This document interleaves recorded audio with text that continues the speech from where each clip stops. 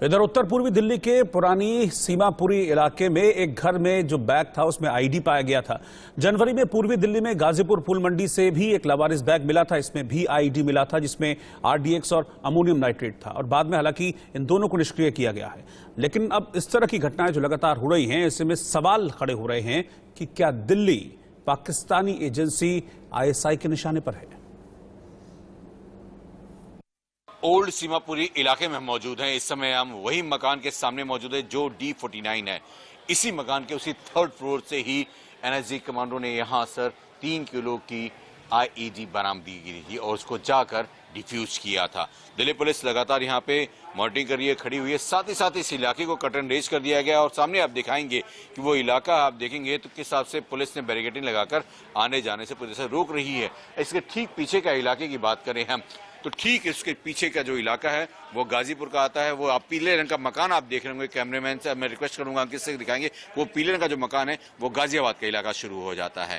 तो यानी कहीं ना कहीं संदेह है, स्थिति है, इसलिए लोग डरे हुए हैं, सहमे हुए हैं कि माना यह जा रहा है कि जो 26 जनवरी से पहले यानी 14 जनवरी के दिन जो गाजीपुर मंडी से भी आईडी मिली थी वो सिमिलर था। तो कहीं ऐसा तो नहीं कि कोई एक बड़ी साजिश की बू तो नहीं आ रही थी, इसको लेकर तमाम तरह से तहकीकात हो रही, क्योंकि कुल्लू में भी कुछ इसी तरह का ही सिमिलर आईडी वहां से भी एक गाड़ी में बरामद किया गया था। यानी कुल्लू से लेकर और यानी हिमाचल से लेकर दिल्ली तक ये तार कहीं ऐसा तो नहीं आतंकियों की साजिश का निशाना था। कहीं दिल्ली के अलावा कई और राज्यों में ऐसी कोई साजिशों को अंजाम देने वाले ये तमाम जो आतंकी हैं वो तो नहीं थे।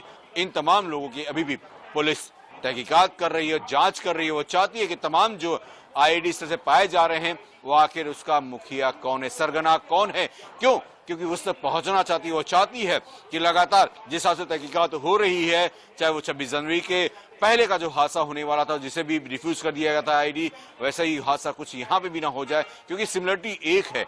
एक तरह से ये आईडी पाए जा रहे हैं, तो आखिर ये कहां से आ रहे थे, कौन लोग शामिल हैं, वो तमाम बातों को लेकर पुलिस तहकीकात कर रही है और जानना चाहती है कि आखिर हिमाचल से लेकर दिल्ली तक में ये साजिश रचने वाला साजिशकर्ता कौन है, आखिर वो लड़के कौन थे, किसके अंडर में काम करते थे, कहां से आए थे। तमाम इस बातों को लेकर उस डीलर से भी पूछताछ हो रही है और मकान मालिक से भी पूछताछ हो रही है कि आखिर आपने किस बिना पर मकान दे दिया, और इस डीलर से भी पूछताछ हो रही है कि आखिर बिना जांच पड़ताल के कैसे आपने इस मकान में रहने दिया।